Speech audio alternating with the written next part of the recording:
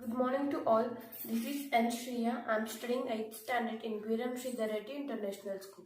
Today I am going to play a puppet show.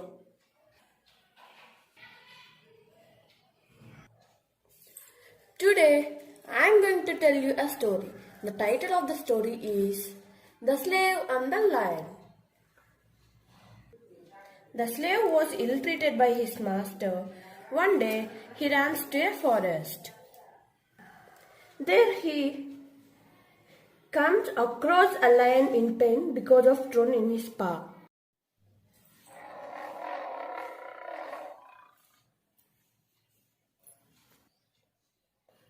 The slave bravely goes forward and removes the thorn gently. Some days later, the slave's master comes to the forest and catch many animals and cage them. Start. The slave is spotted by these mastersmen and catches him and bring to the cruel master.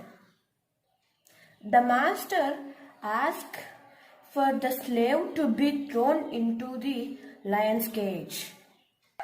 The slave is awaiting his death in the cage when he realized that the same lion that he helped. The slave rescues all animals and all other caged animals. The moral of the story is one should help others in need.